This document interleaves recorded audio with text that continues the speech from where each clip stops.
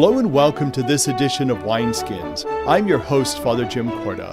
Wineskins features reflections on the lives of the saints and the sacred scriptures, along with thoughts on a variety of topics and issues from a Catholic perspective. It is brought to you by the annual Bishop's Appeal, the Catholic Communication Campaign, and St. Paul's Catholic Books and Gifts, a division of the Society of St. Paul. On our show today, we will enjoy an interview that I have with Wally Dunne in part one from the series Spotlight, celebrating the 75th anniversary of the Diocese of Youngstown. We will also look at the life and times of St. Francis of Paola, and we will hear a reflection on the readings for this Fourth Sunday of Lent. That and more coming up on Wineskins.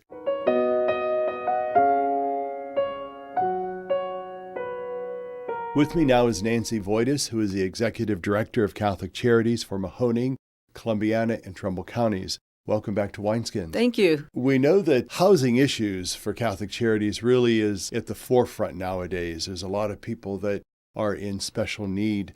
But along with that housing component, there's some other parts of it that really go hand in hand for those that are searching for housing.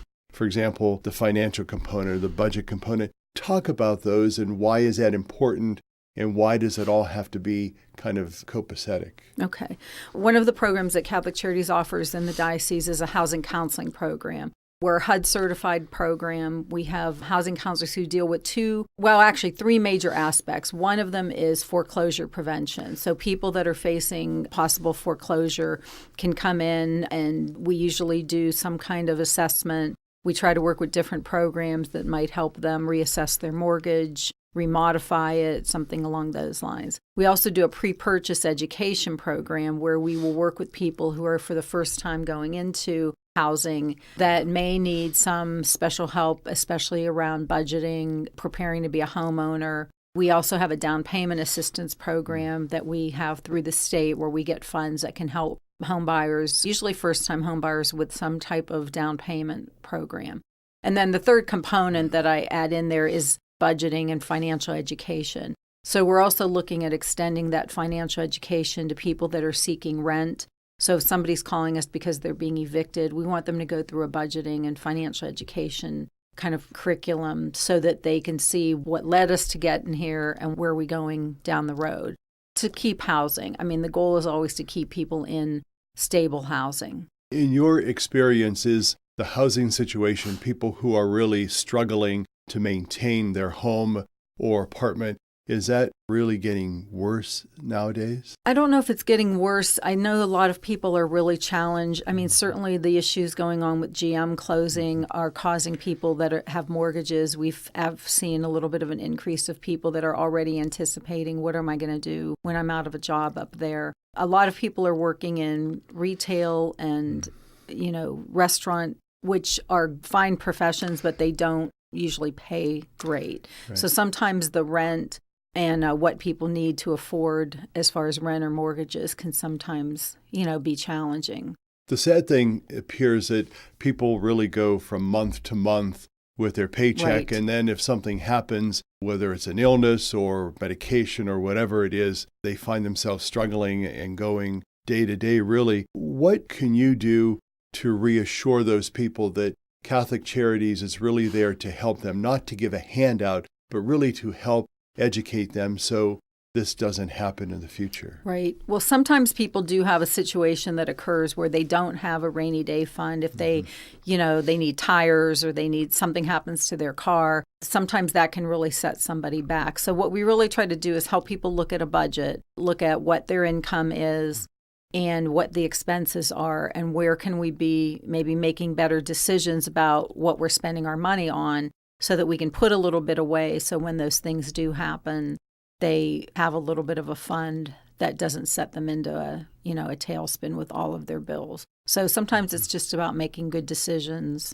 There's a lot of things out there that attract us to spend money on, and sometimes you have to really look at how you're spending that money. Yeah.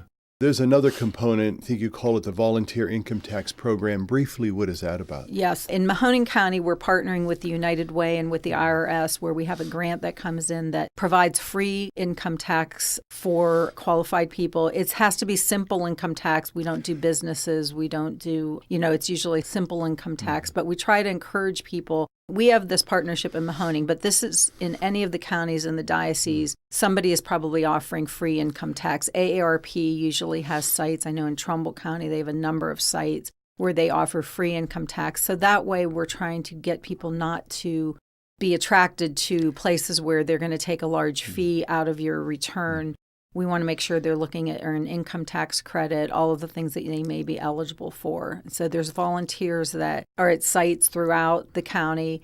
There are different hours. So if they need evening hours, Saturday hours, YSU and the business school do a lot to help people with preparing income tax as well. They're a partner in this. So it's a volunteer income tax program where volunteers learn how to help people go through an online income tax preparation. Well, all of these programs are important and certainly seek to help those people that are in those situations. If there are people that are listening or have family or friends that are part of that or in that group or find themselves in those straits, how do they contact Catholic Charities? Our main number in Mahoning County is 744-3320, or they can call. If they call that number and they're in another county, we'll be sure and hook them up to the right phone number. That's probably the easiest thing to tell you right now. They can also call 211 in their communities, and 211 provides information on a variety of different types of services, not necessarily just Catholic Charities, but other community resources as well. Well, Nancy Voitus, it's always a pleasure to have you on Wineskins, but also to tell us some of the important things that are going on through Catholic Charities, especially in Mahoning, Columbiana, and Trumbull counties. Thank you for your work. We always enjoy coming, so thank you for having us again. You're welcome. For Wineskins, I'm Father Jim Korda. To tell us more about the life and times of St. Francis of Paola is Brother Dominic Calabro. He is from the Society of St. Paul in Canfield and the production assistant for CTNY. Born in Calabria, Italy, Francis entered the Franciscan order at the age of 13 because of a vow his parents had made to St. Francis of Assisi. 2 years later, he retired to the life of a hermit. In due time, he attracted followers who shared his ascetical fervor, and later he founded the Order of Hermits of St. Francis of Assisi in 1456. Later, the name was changed to the Order of the Little Ones and was approved by the Holy See in 1506.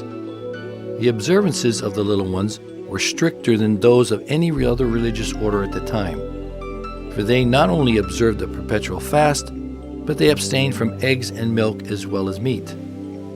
Impressed by Francis's fame as wonder worker and a man of extraordinary spiritual gift, Pope Sextus IV sent him to France to serve in the court of Louis IX.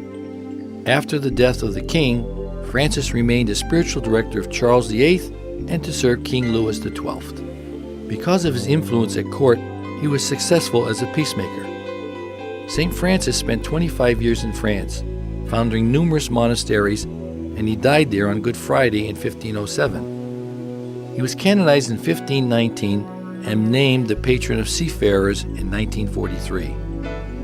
The opening prayer of the Mass begins with an invocation that refers to the charism of his holy founder who, out of humility, never advanced to the priesthood. Father of the lowly, you raised St. Francis of Paola to the glory of your saints. The petition of the prayer is that we may come to the rewards you have promised the humble.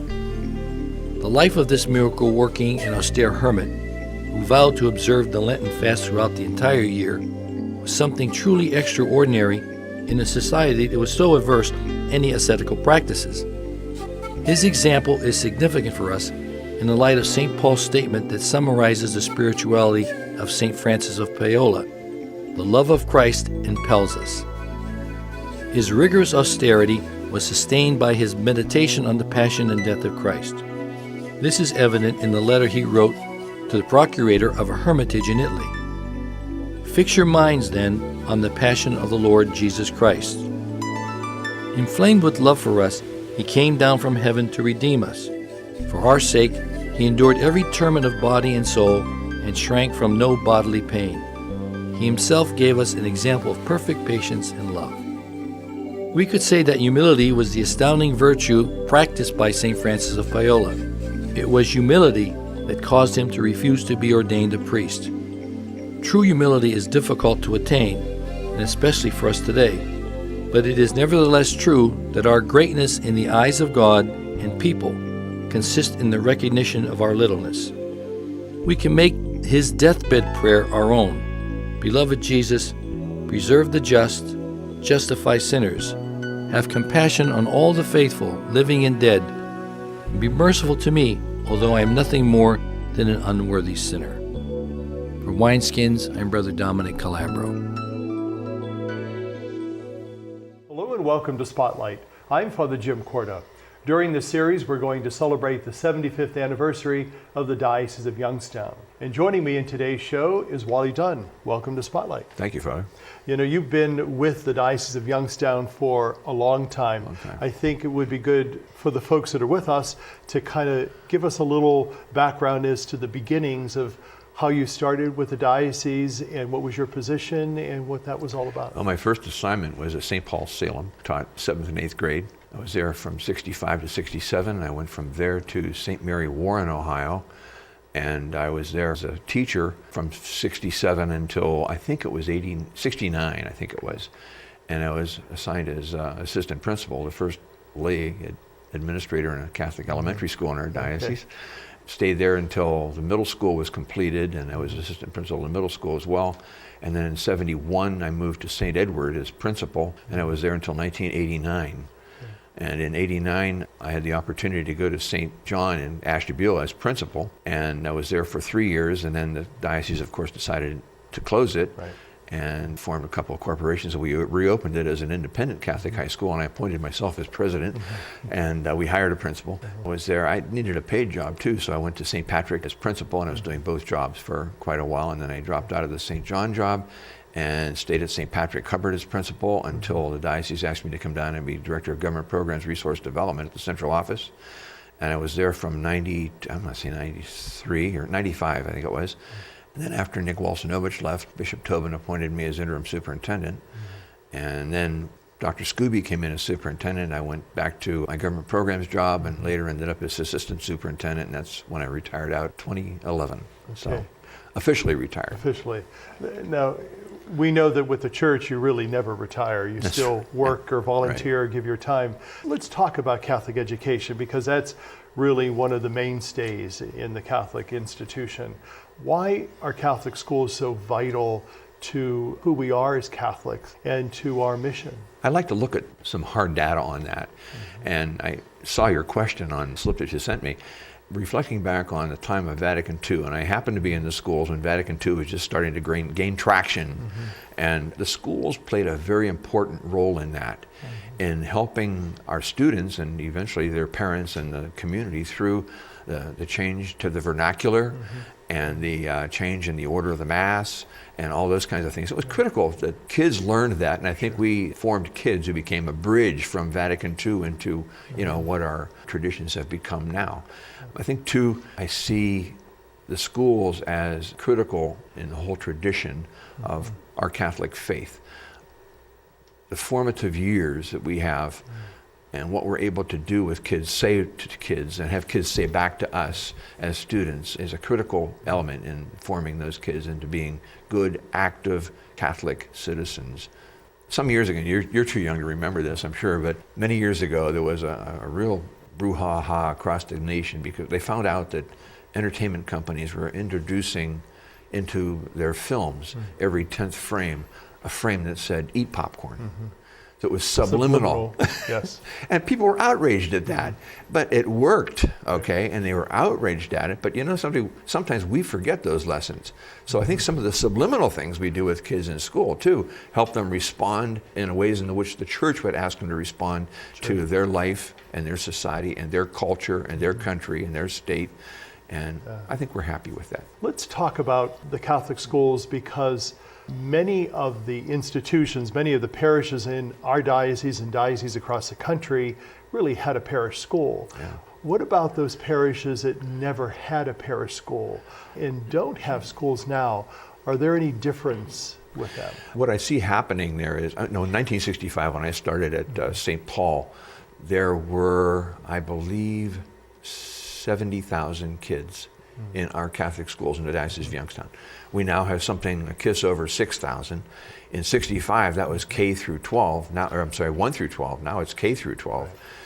The parishes that did not have a school in those days gone by cooperated with those parishes that did.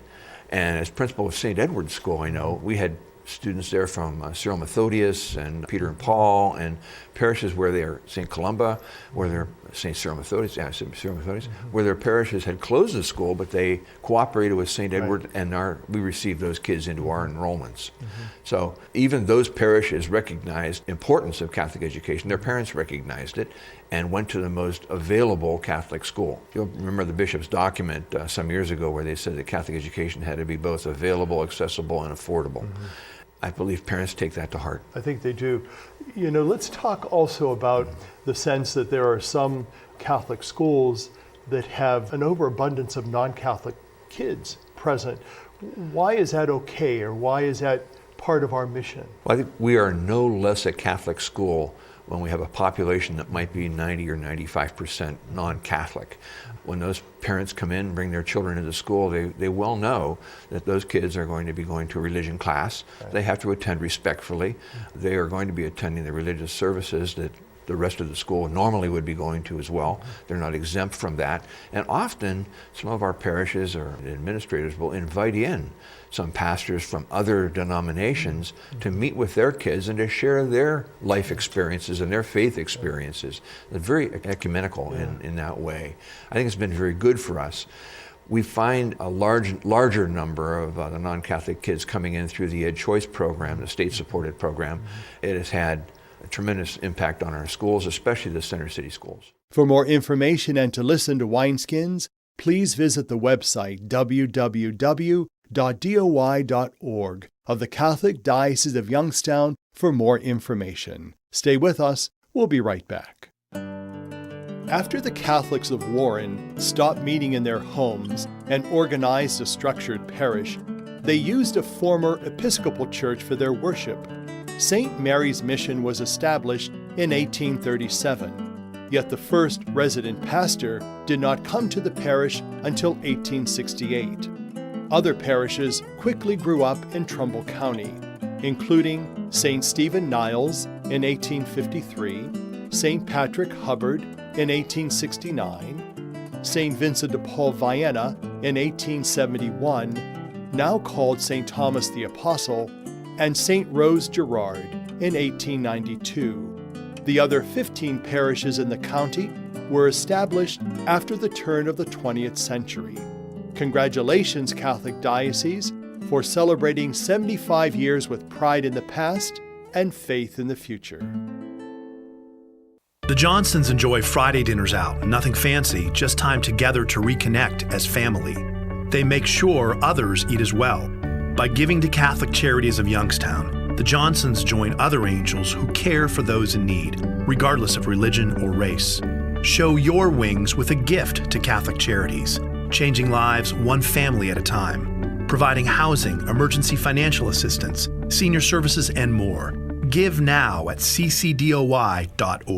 Our music today is provided by Lenten Journey. It is from their CD called What Wondrous Love. Yes, Lord, he answered, here is my son, the promise of the ages, the meek and lowly one.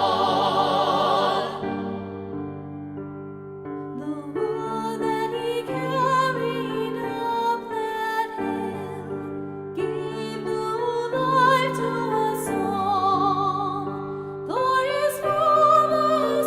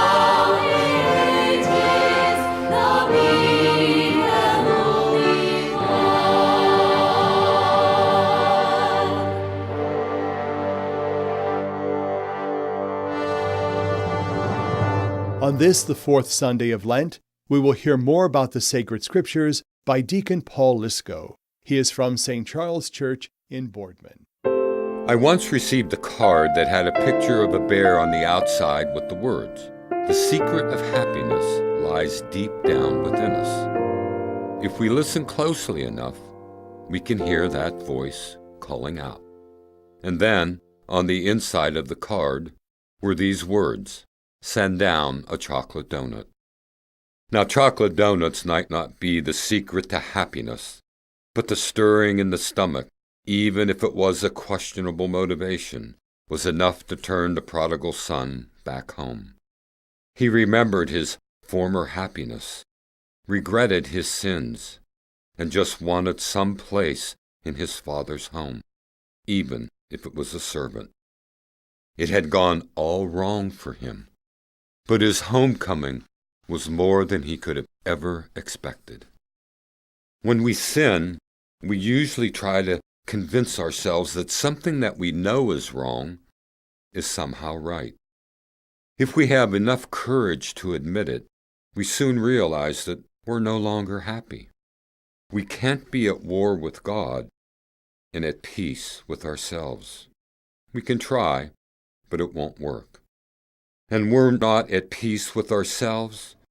We are overwhelmed with what we perceive as the darkness in others, and we are masters at blaming others. As a result, we can have a difficult time seeing the beauty, the truth, and the goodness in our world. But when we could muster up the courage to say to God, "I'm sorry," and realize that He responds, "You're forgiven," we can be happy with ourselves and with our world. Yes, we'll still have to recognize that there is sin in the world, but this negativity takes a back seat to our sense of the overwhelming goodness of God's creation. How many times after a good confession do we have this profound realization of the beauty in the world, and the joy of having our guilt removed is the focus of this Sunday. The forgiving Father runs out to meet his Son. He doesn't even wait for him to finish his little speech because he's overwhelmed with joy. And the Son felt the joy of being forgiven and restored to a loving relationship with his Father. Look, we all have battle stories. We all have had people who have callously hurt us. I've been offended, and so have you. But if we don't forgive those who have hurt us, we will be keeping ourselves out of the banquet of God's intimacy. We will take our anger to the grave, and that will fix them, won't it? If we want to receive God's forgiveness, we have to give God's forgiveness. If we don't forgive others, we will end up standing outside of the banquet, griping and grousing, just like the elder son did in today's gospel. But more importantly, we will end up separating ourselves from God's love. At the end of the parable, only the elder son is absent from the banquet, and sadly, he did this to himself.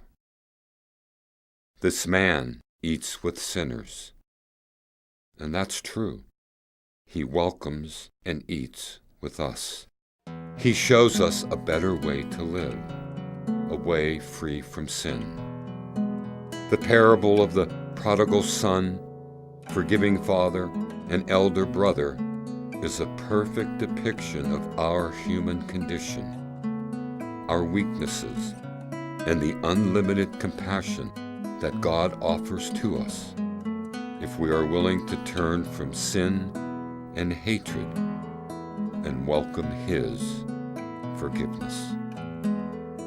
For Wineskins, I'm Deacon Paul. There is a verse in the book of James that says, "When a man knows the right thing to do but doesn't do it, he sins.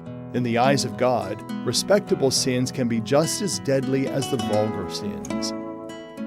Wineskins is made possible through the annual Bishop's Appeal, the Catholic Communication Campaign, and St. Paul's Catholic Books and Gifts. Our program is produced by CTNY, the Catholic Telecommunications Network of Youngstown. I'm Father Jim Korda, thanking you for being with us today. Have a blessed week.